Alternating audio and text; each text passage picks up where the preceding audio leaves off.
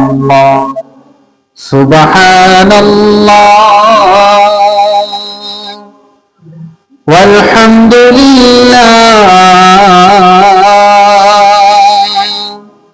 লা ইলাহা ইল্লাল্লাহ লা ইলাহা ইল্লাল্লাহ মুহাম্মাদুর রাসূলুল্লাহ সাল্লাল্লাহু আলাইহি ওয়াসাল্লাম। আলহামদুলিল্লাহ।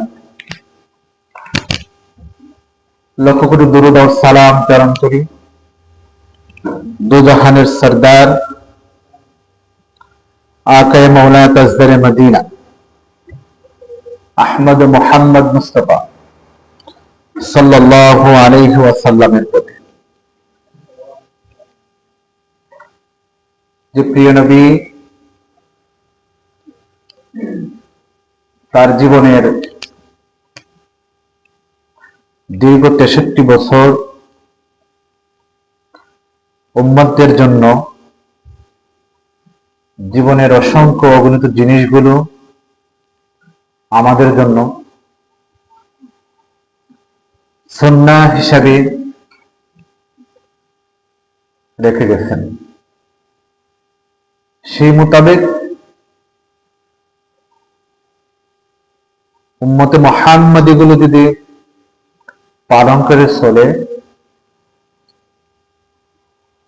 তাহলে হয়তো আল্লাহ রাসূল সাল্লাল্লাহু আলাইহি ওয়াসাল্লাম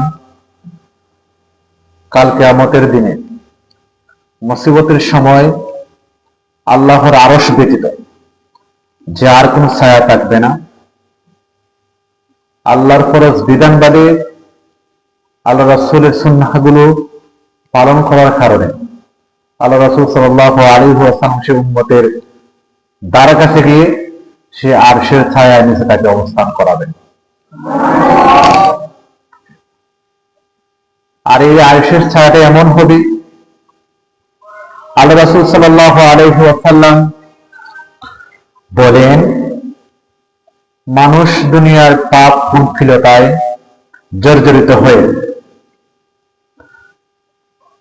হয়তো এমন মানুষের এমনগুলো গুনাহ থেকে থাকে,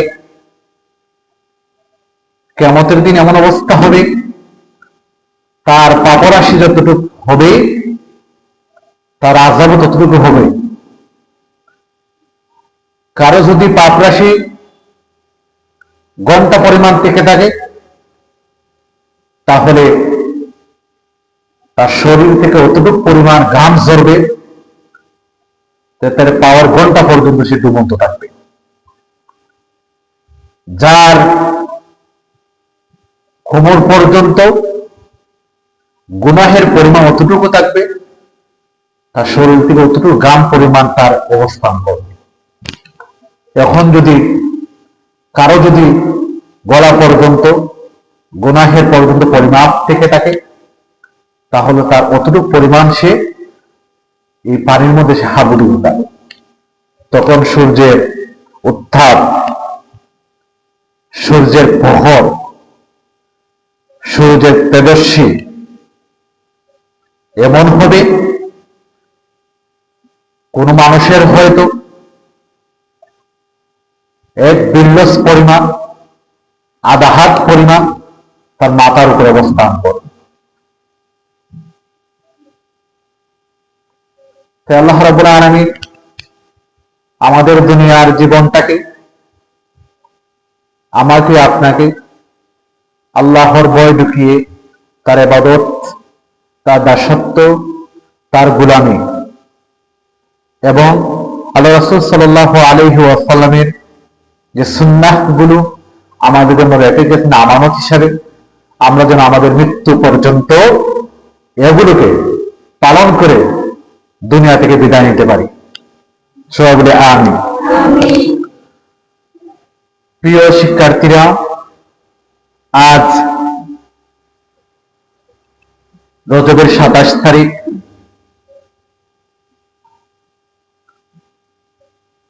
যেটা ছিল আল্লাহ রাসূল সাল্লাল্লাহু আলাইহি ওয়াসাল্লামের নবুয়তের 11তম বছর। নবুয়তের 11তম বছরের কালে, এবং এই বছরটাকে ইয়াউমুল হুজুন, কষ্টের বছর বলেও আখ্যায়িত করা হয়। আল্লাহ রাসূল সাল্লাল্লাহু আলাইহি ওয়াসাল্লামকে, তার প্রিয় হাবিবকে, তার প্রিয় বন্ধুকে তাকে সান্ত্বনা দেওয়ার জন্য, তাকে আশ্বস্ত করার জন্য,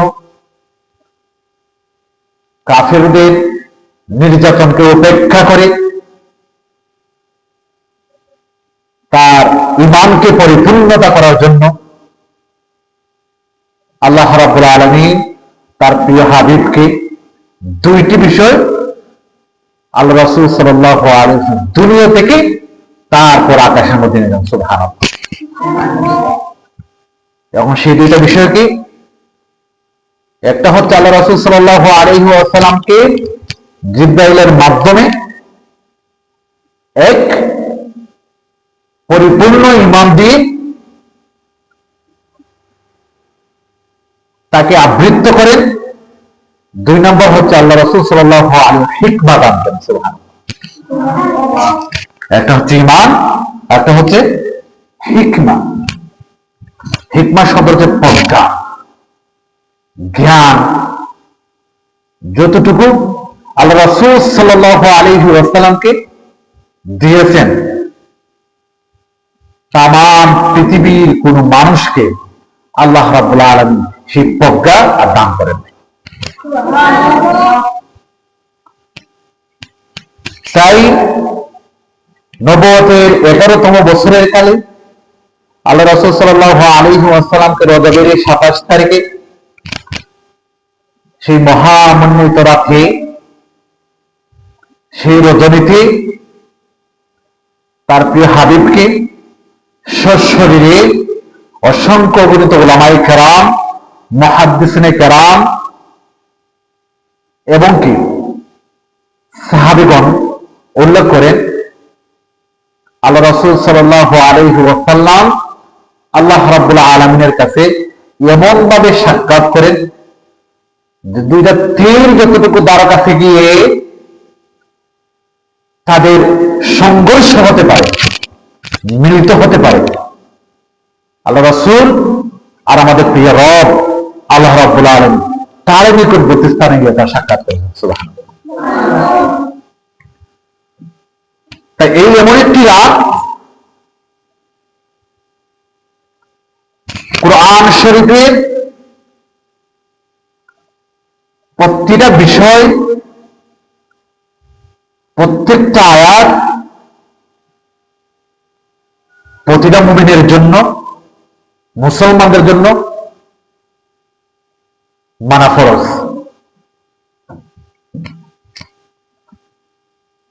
আর এমন কিছু বিষয় থাকে যে বিষয়গুলোকে আল্লাহ রাব্বুল আলামিন খুবই আশ্চর্যজনক ভাবে উপস্থাপন করে থাকে।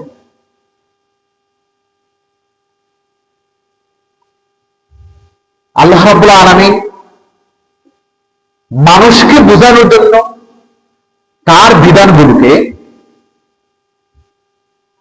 তাকিদ দেওয়ার ক্ষেত্রে আশ্চর্যবোধক চিহ্ন, এক্সক্লেমেটরি এখানে ব্যবহার করে থাকে।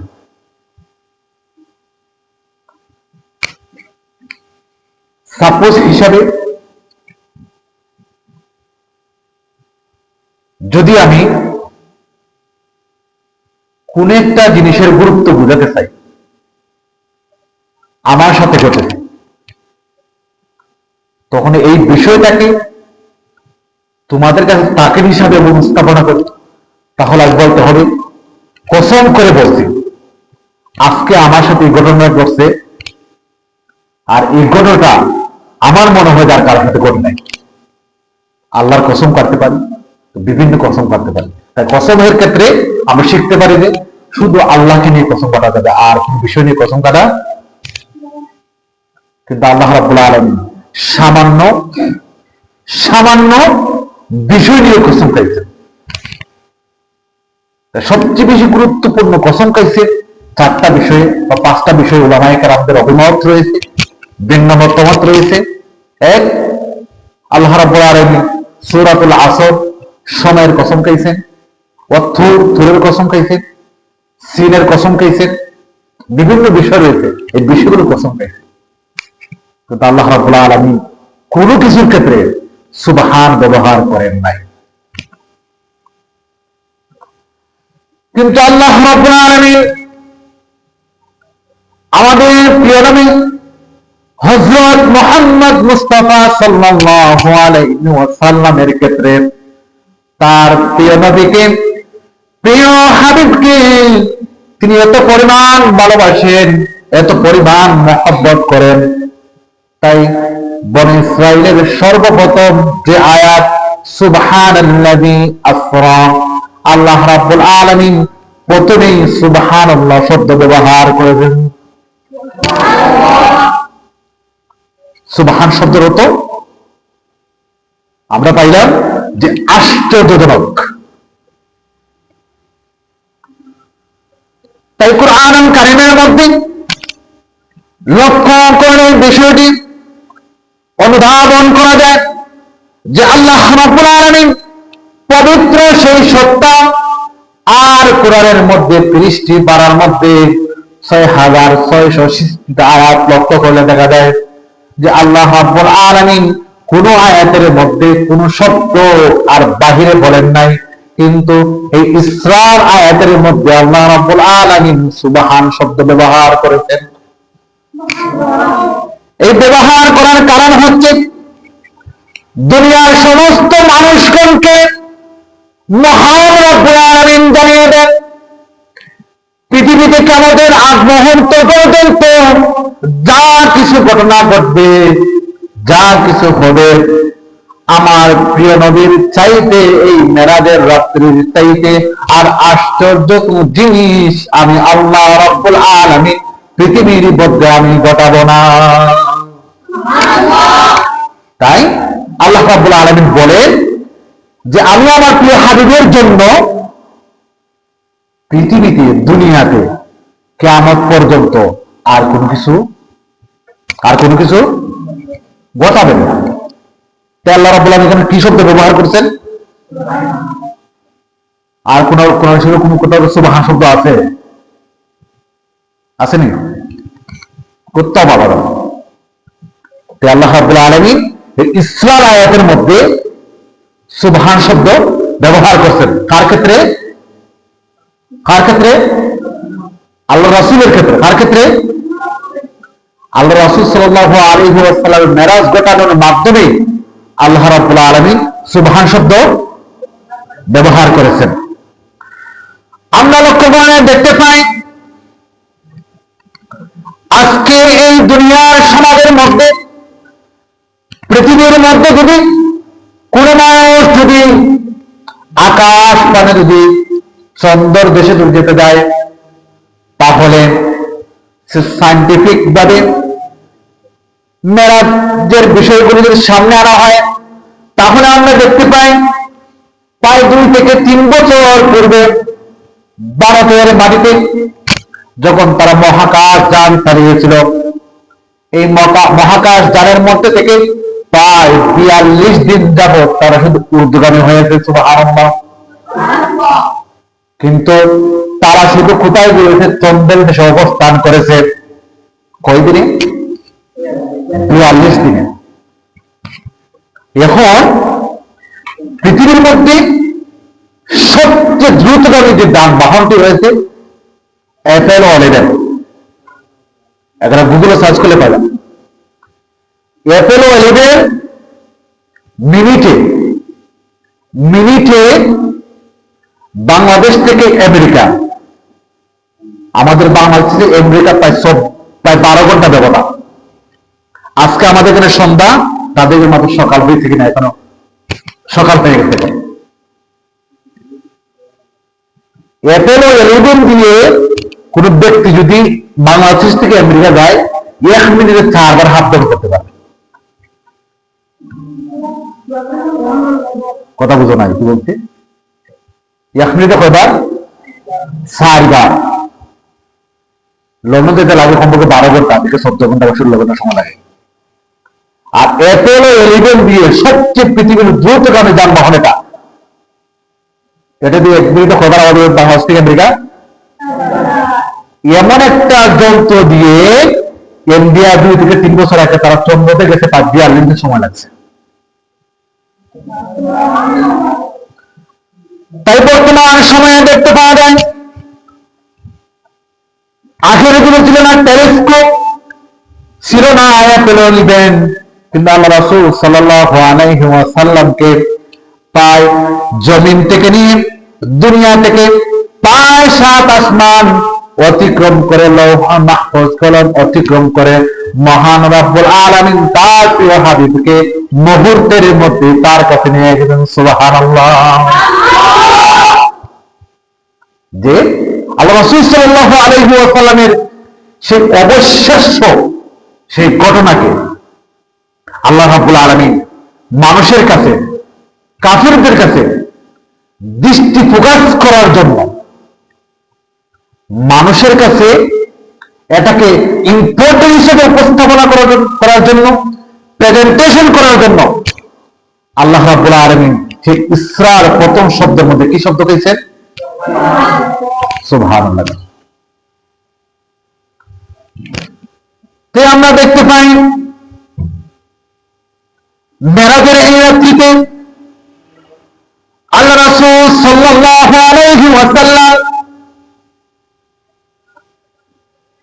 কোন একজন কাবার পাশে একজন ঘরের ভিতরে, কোন একটা ঘরের ভিতরে শুয়েছিলেন। আল্লাহ রাসূল সাল্লাল্লাহু আলাইহি ওয়াসাল্লাম এশা নামাজকে শেষ করে যখন পাশে শুইলেন, কিছু মানুষ দেখা যায় আমরা যখন ঘুমাই তখন পরিপূর্ণ যদি ঘুমটা না লাগে তাহলে আমরা কি করি? আমাদের চোখটা কিন্তু জীর্ণ অবস্থায় থাকে, কিন্তু আমাদের মনটা জাগ্রত থাকে, হয় না? মনে হয় আমরা দেখি কোন মানুষ যখন ঘুমায়, তার যখন পরিপূর্ণ ঘুম না আসে তখন তার চোখটা থেকে বন্ধ থাকে, কিন্তু তার দিলটা যখন সজাগ থাকে, দরজায় যদি করাঘাত করা হয়, শব্দ করা হয়, তাহলে তার চোখটা যদি বন্ধ থাকে কিন্তু মনটা সজাগ থাকার কারণে দরজার মধ্যে যদি নাড়া দেয় তাহলে সর্বপ্রথম তার কানের মধ্যে আওয়াজ করে, আর কানের মধ্যে আওয়াজ করার কারণে মনটা সজাগ থাকার কারণে সে বুঝতে পারে কোনো মানুষ আমাকে ডাকছে। তখন ওই ব্যক্তি তার দিলের কান দিয়ে শোনার পরে ওই ব্যক্তি ডাকে সাড়া দেয়। ঠিক তদ্রূপ আমার প্রিয় নবী হযরত মুহাম্মদ সাল্লাল্লাহু আলাইহি ওয়াসাল্লাম এশা নামাজ পড়ে খেয়ে দিয়ে একটা ঘরের মধ্যে রুমের ভিতরে বিশ্রাম নিচ্ছেন আরামে। হঠাৎ একবার কাবার আঙ্গিনা থেকে শব্দে আসতেছে, পাওয়ার আওয়াজ শোনা যাচ্ছে। আল্লাহ রাসূল সাল্লাল্লাহু আলাইহি ওয়াসাল্লাম বুঝতে পারলেন অবশ্যই কোনো মানুষ আমার জন্য দেখা করার জন্য আসছে। দরজা খুললেন, দেখলেন যে আর কেউ নয়, যে আমার কাছে প্রতিবার যে আমার কাছে অবস্থান করে তিনি হচ্ছেন হযরত জিবরাইল আমিন। জিবরাইল আমিন আল্লাহ রাসূল সাল্লাল্লাহু আলাইহি ওয়াসাল্লামকে বললেন, প্রিয় নবী, আপনাকে আল্লাহ রাব্বুল আলামিন তার সাথে সাক্ষাৎ করার জন্য, দেখা করার জন্য আমাকে পাঠিয়েছেন গো নবী। আপনাকে প্রস্তুত করে আমি আপনাকে আমার সাথে করে নিয়ে যেতে চাই। তখন জিবরাইল আমিন আল্লাহ রাসূল সাল্লাল্লাহু আলাইহি ওয়াসাল্লাম যে কাবার পাশে নিলেন, কাবার পাশে নিয়ে তাকে জমজমের পানি আনলেন। এখানে এনে তৃতীয়বারের মতন আল্লাহ রাসূল সাল্লাল্লাহু আলাইহি ওয়াসাল্লামকে সিনা সাফ করানো হলো। বুঝো কিনা? সিনা সাফ মানে তার বিদীর্ণ করা হয়েছে তার দেহটাকে। এখান থেকে আল্লাহ রাসূল সাল্লাল্লাহু আলাইহি ওয়াসাল্লামের ভিতরে যত কিছু ছিল, জিনিস ছিল, সবকিছুকে জমজমের পানি দিয়ে জিবরাইল আমিন পরিষ্কার করে তারই সাথে উদাহরণ সর্বপ্রথম বলেছিলাম আল্লাহ রাসূল সাল্লাল্লাহু আলাইহি ওয়াসাল্লামকে দুইটা জিনিস দিয়েছিলেন। সেই জিনিসটা কি? ঈমান এবং হিকমা।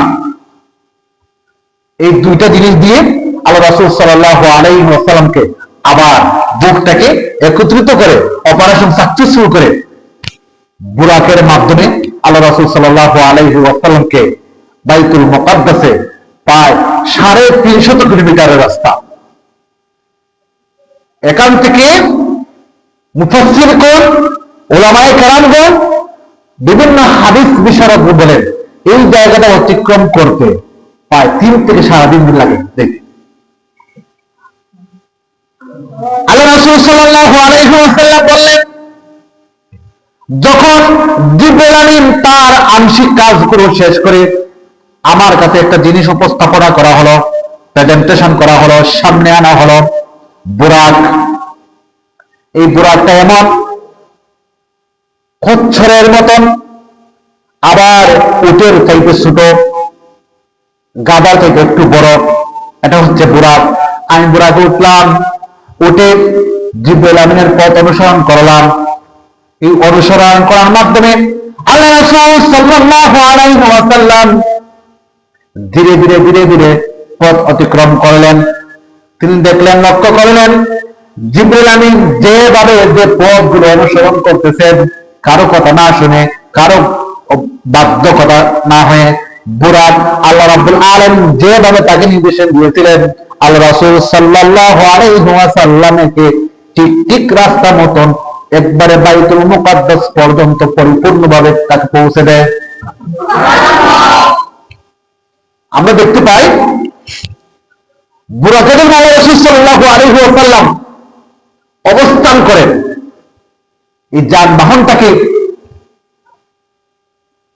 যদি ওই যে অ্যাপেল 11 সাথে যদি এটাকে কম্পেয়ার করা যাবে না, শুধু বুঝানোর ক্ষেত্রে এটাকে অনুধাবন তর্কের ক্ষেত্রে মানিয়ে নেওয়া যায়, এমন স্পিড ছিল সেই বুরাকের মধ্যে যে এটা যদি দুনিয়ার প্রান্ত থেকে ওপারে নেওয়া যাইত, তাহলে চোখের পাপড়ির যতটুকু সময় লাগতো দুনিয়ার এক প্রান্ত থেকে অপর প্রান্তে চলে যেত। সুবহানাল্লাহ। কার শক্তি এটা? কার শক্তি? আল্লাহর শক্তি। কাকে দিছে? বুরাকে। সেই বুরাকে করে আল্লাহ রাসূল সাল্লাল্লাহু আলাইহি ওয়াসাল্লাম বাইতুল মুকাদ্দাস গিয়ে পৌঁছালেন। যখন আল্লাহ রাসূল সাল্লাল্লাহু আলাইহি ওয়াসাল্লাম বাইতুল মুকাদ্দাসে অবস্থান করলেন, অবস্থান করার পরে আল্লাহ রাসূল সাল্লাল্লাহু আলাইহি ওয়াসাল্লামের সামনে দুইটা জিনিস আনা হলো, শারাবান তাহুরা। একটা হচ্ছে দুইটা পাত্রের মধ্যে আল্লাহ রাসূল সাল্লাল্লাহু আলাইহি ওয়াসাল্লামকে একটা না দুধ, একটা শরবত, শরাব এখানে ব্যবহার করা হয়েছে, শারাবান। এই দুইটা জিনিস আল্লাহ রাসূল সাল্লাল্লাহু আলাইহি ওয়াসাল্লামের কাছে আনা হলো। আল্লাহ রাসূল সাল্লাল্লাহু আলাইহি ওয়াসাল্লাম এই পাত্র থেকে একটাকে গ্রহণ করলেন আর আরেকটাকে ফিরিয়ে দিলেন। আল্লাহ রাসূল সাল্লাল্লাহু আলাইহি ওয়াসাল্লাম সেই পাত্র থেকে একটা হচ্ছে দুধ, একটা শরাব, শরাবটাকে আল্লাহ রাসূল ফিরিয়ে দিলেন আর দুধটাকে আল্লাহ রাসূল সাল্লাল্লাহু আলাইহি ওয়াসাল্লাম পান করলেন। সুবহানাল্লাহ। এর কারণটা হচ্ছে আল্লাহ রাব্বুল আলামিন তার প্রিয় হাবিবকে প্রথমে কি দান করেছিলেন? হিকমা। কি দান করেছিলেন? হিকমা। যখন জিবরাইল আমিন তাকে এই দুইটা পাত্রের মধ্যে একটা পাত্র তিনি গ্রহণ করলেন আর দুধটাকে তিনি পান করলেন, পান করার পরে জিবরাইল আমিন বললেন, প্রিয় নবী গো, আপনার সামনে যে দুই পাত্র রাখা হয়েছে, শারাবান, এই শারাবান থেকে শরবতটাকে আপনি দূর করে দিলেন আর দুধটাকে পান করলেন। আজকে যদি আপনি সেই শরবতটাকে যদি আপনি পান করতেন, তাহলে আপনার সমস্ত উম্মত গুলো বেঈমান হয়ে যাইত, নাউযুবিল্লাহ। আর আপনি যে দুধটা পান করছেন এর থেকে বোঝা যাচ্ছে আল্লাহ রাব্বুল আলামিন আপনার সমস্ত নবীগণের মধ্য থেকে আপনার উম্মত গুলো আল্লাহ রাব্বুল আলামিন বেশি সংখ্যায় রাখবেন। সুবহানাল্লাহ। প্রথমে আল্লাহ রাব্বুল আলামিন তার প্রিয় নবীকে কি দান করছিলেন? হিকমা। তারপর আল্লাহ রাসূল সাল্লাল্লাহু আলাইহি ওয়াসাল্লাম বাইতুল মুকাদ্দাসে যাওয়ার পরে বুরাকটাকে বাঁধলেন। বাঁধার পরে এখানে দেখতে পেলেন যে সমস্ত নবীগণ আদম আলাইহিস সালাম থেকে নিয়ে যতগুলো নবী উলামায়ে কেরামগণ বলে থাকেন বা বিভিন্ন হাদিসের মধ্যে উল্লেখ করা হয়, মুফাসসিরে কেরাম বিশ্লেষণ করে থাকেন যে সূরা নজমের 5টা আয়াতের মধ্যে আল্লাহ রাব্বুল আলামিন এই কথাগুলো তিনি বর্ণনা করেছেন। ইসরার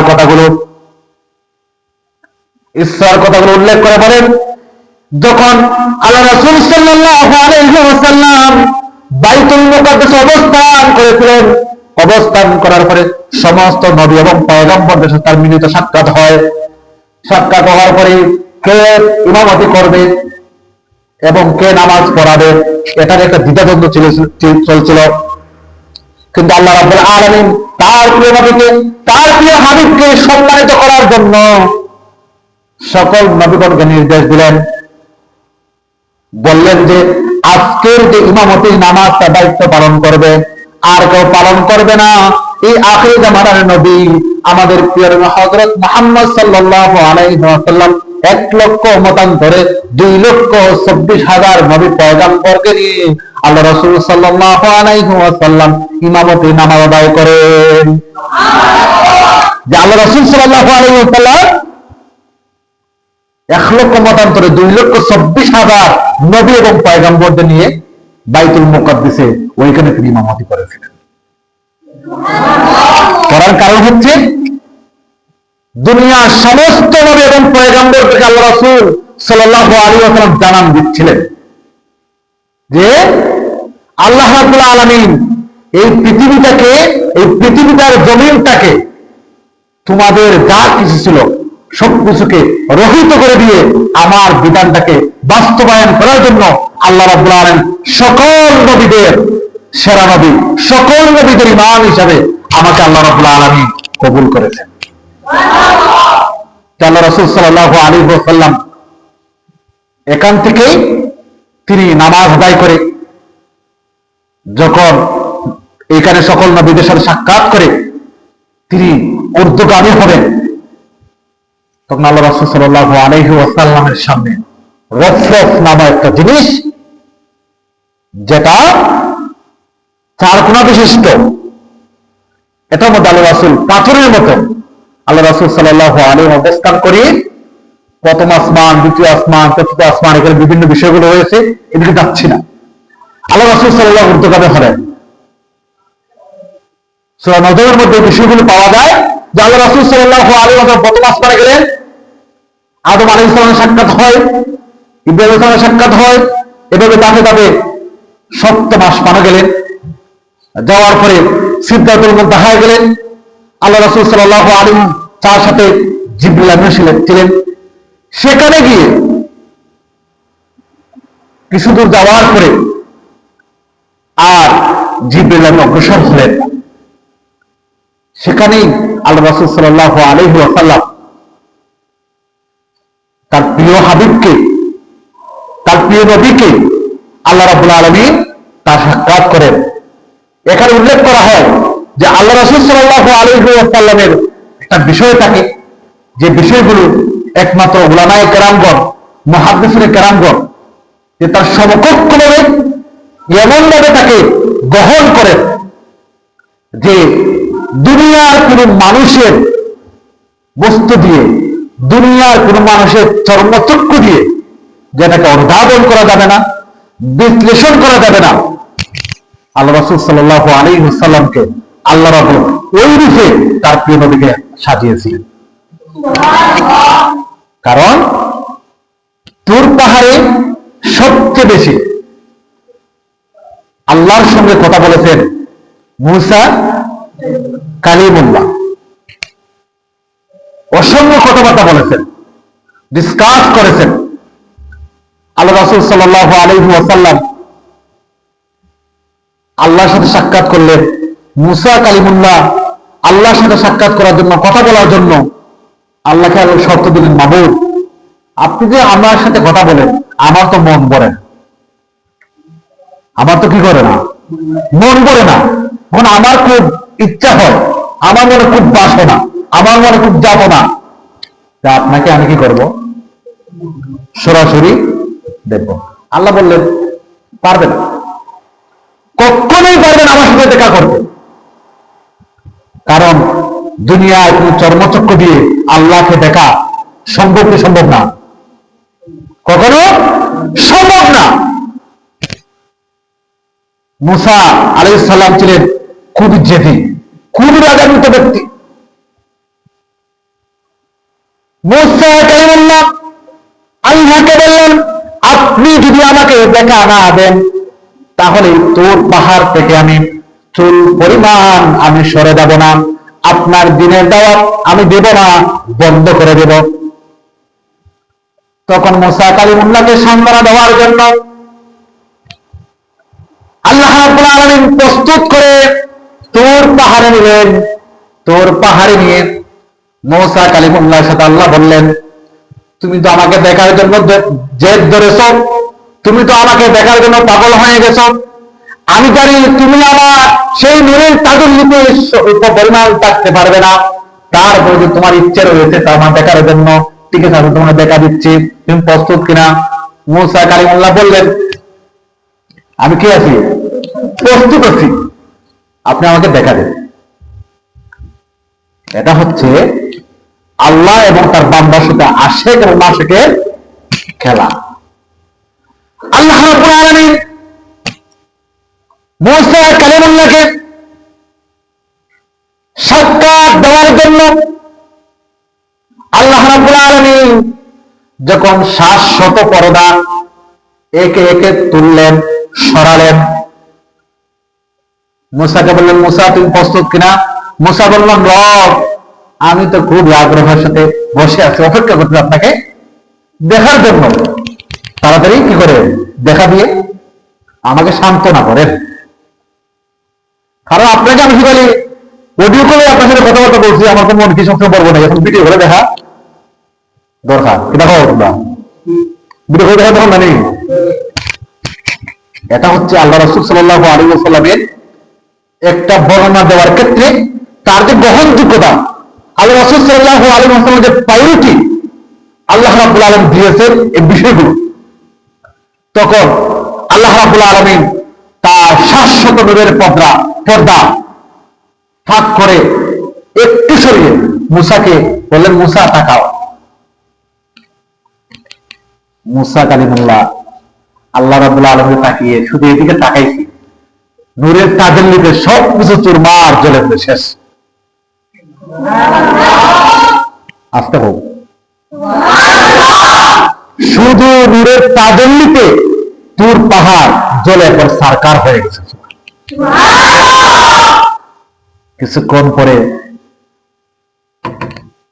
জাগালেন, মুসা আসো।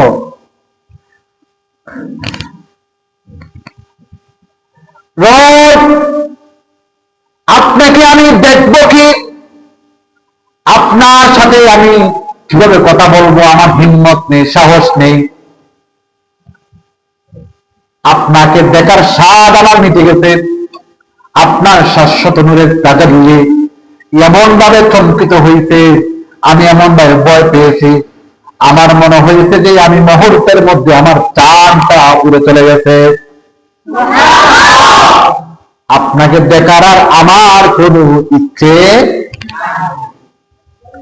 এখান থেকে বোঝা যায় আল্লাহ রাসূল সাল্লাল্লাহু আলাইহি ওয়াসাল্লাম আমাদের প্রিয় নবীকে হযরত মুহাম্মদ সাল্লাল্লাহু আলাইহি ওয়াসাল্লামকে আল্লাহ রাব্বুল আলামিন কতটুকু ভালোবাসতেন, কতটুকু মহব্বত করতেন, তাই তো কোরআনের মধ্যে দেখতে পাই, কুল ইন কুনতুম তুহিব্বুনাল্লাহ ফাত্তাবিউনি ইউহিব্বুকুমুল্লাহ।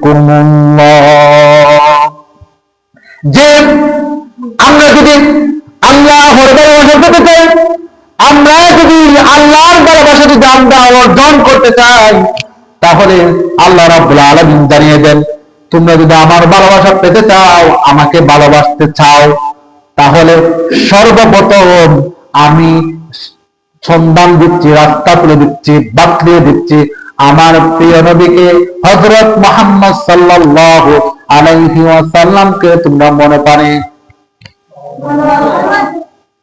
কুল ইন কুনতুম তুহিব্বুনাল্লাহ, যে তুমি যদি আমার ভালোবাসা পেতে চাও, সর্বপ্রথম কাকে ভালোবাসতে হবে? আল্লাহ রাসূল সাল্লাল্লাহু আলাইহি ওয়াসাল্লামকে। তার কথা হচ্ছে আল্লাহর সাথে সাক্ষাৎ করার পরে তিনি যখন তার মোলাকাত শেষে প্রিয় নবীর সাক্ষাৎগুলো শেষ হয়ে আসতেছে, এখানে বিভিন্ন উলামায়ে কেরামগণ, আলেম ওলামা বলে থাকেন যে আল্লাহ রাসূল সাল্লাল্লাহু আলাইহি ওয়াসাল্লামের সাথে আল্লাহ রাব্বুল আলামিন এই সময়টাকে চমকিয়ে দিয়েছিলেন। কিভাবে চমকায়? যখন আমরা দেখতে পাই বিদ্যুৎ যখন মারে, বিদ্যুৎ মারার সাথে সাথে চমক মারে না, মনে হয় যে একটা ভয় পেয়েছে, আতঙ্ক পেয়ে গেছে। এই সময়টাতে বোধহয় একটা রেকর্ড করা হয়, ঠিক কিনা? আল্লাহ রাব্বুল আলামিন সময়টাকে চমকে দিয়েছিলেন, একবার স্তব্ধ করে দিয়েছিলেন। বিভিন্ন উলামায়ে কেরামগণ বলে থাকেন আল্লাহ রাসূল সাল্লাল্লাহু আলাইহি ওয়াসাল্লামের সাথে আল্লাহ রাব্বুল আলামিন এক নাগারে প্রায় 24 বছর কাটিয়ে দিয়েছিলেন। যদিও সহিহ হাদিসের ক্ষেত্রে এটা গ্রহণযোগ্য নয়। 24 বছর এখানে অতিক্রম করলে মুহূর্তের মধ্যে আল্লাহ রাব্বুল আলামিন তার প্রিয় হাবিবকে আমাদের জন্য কি মেসেজটা দিলেন, কি কাজটা দিলেন, সেই কাজ হচ্ছে আল্লাহ রাব্বুল আলামিন উম্মতদের জন্য প্রায় 50 ওয়াক্ত সালাত ফরজ করে দিয়েছিলেন। আর আজকে এভাবে একে একে কথাবার্তা শেষ করার পরে তিনি মুসা কালিমুল্লাহর সাথে সপ্তম আকাশে দেখা করলেন। দেখা করার পরে মুসার সাথে সাক্ষাৎ হলো, বললেন আল্লাহর সাথে সাক্ষাৎ হলো, দেখা হলো। তিনি কি দিয়েছেন উপহার? বললেন আমার উম্মতের জন্য 50 ওয়াক্ত নামাজ দিয়েছি। মুসা কালিমুল্লাহ বললেন সবকিছুর পরে বললেন, ভাই আমার প্রিয় নবী, আমি এই পৃথিবীতে ছিলাম, উম্মতগুলো কেমন হয়ে গেল সম্পর্কে আমি অকিবাল রয়েছি, আমার অভিজ্ঞতা। আমি আমার অভিজ্ঞতার আলোকে বলতে চাই, তোমার উম্মতগুলো 50 ওয়াক্ত নামাজ পড়বে না। আল্লাহর কাছে যাও, করিয়ে নিয়ে আসো। এভাবে আসতে আসে 2 বার 3 বার 4 বার 5 বার গিয়ে যতবারই যান, শেষ পর্যন্ত কয়েক নামাজ নিয়ে আসলেন। এর মধ্যে আল্লাহ রাব্বুল আলামিন বলেন, নবীগণ, মুসার সাথে তোমার কি কথাবার্তা হয়েছে তা আমি জানি, আর আমার সাথে কি কথা হয়েছে তাও আমি জানি। তোমাকে ভালোবেসে আদর করে যত্ন করে 50 ওয়াক্ত নামাজ দিয়েছিলাম উম্মতদের জন্য। তুমি তোমার কোন উম্মত যদি এই 50 ওয়াক্ত নামাজ যদি পড়তে না পারে, আর 5 ওয়াক্ত নামাজ যদি পরিপূর্ণভাবে আদায় করতে পারে, আমি আল্লাহ রাব্বুল আলামিন ঘোষণা দিচ্ছি 50 ওয়াক্ত নামাজ আদায় করলে যে পরিমাণ সওয়াব দান করতা, আমি আমার ওই উম্মতদেরকে, আমি ওই বান্দাকে 5 ওয়াক্ত নামাজ পড়ার কারণে আমি আমার ওই বান্দাকে 50 ওয়াক্ত নামাজের সওয়াব আমি তার আমলনামায় দিয়ে দিব। আল্লাহ রাব্বুল আলামিন এই 5 ওয়াক্ত নামাজ পড়ার পরে কত সওয়াব দিবেন? 5 ওয়াক্ত নামাজ আল্লাহ রাব্বুল আলামিন। এই 5 ওয়াক্ত নামাজ নিয়ে আসলেন। আসার পরে সর্বপ্রথম যে বিছনার মধ্যে ছিলেন, এই বিছনাটা উষ্ণ। যেখান থেকে আল্লাহ রাসূল সাল্লাল্লাহু আলাইহি ওয়াসাল্লাম ওযু করেছিলেন, এখানের পানিটাও নরবর ছিল। সুবহানাল্লাহ। এত অল্প সময়ের ভিতরে মেরাজ ভ্রমণ করিয়ে সাত আসমানকে, বাইতুল মুকাদ্দাস সবকিছুকে ভ্রমণ করে আল্লাহ রাব্বুল আলামিন তার প্রিয় হাবিবকে জায়গা মতন পৌঁছে দিয়েছেন। সকালবেলা আবু বকরের সাথে সর্বপ্রথম সাক্ষাৎ হয়। আবু বকর জিজ্ঞাসা করলেন, আল্লাহ রাসূল আপনি কোথায় ছিলেন? কিছুক্ষণ সময় আমি আপনাকে পাই নাই। আবু বকরকে বললেন, আবু বকর, গতকাল রাত্রে জিবরাইল আমিন বাইতুল মুকাদ্দাস থেকে আমাকে বাইতুল মামুর পর্যন্ত ভ্রমণ করিয়ে আল্লাহর সাথে সাক্ষাৎ করে আমি এখন চলে আসছি।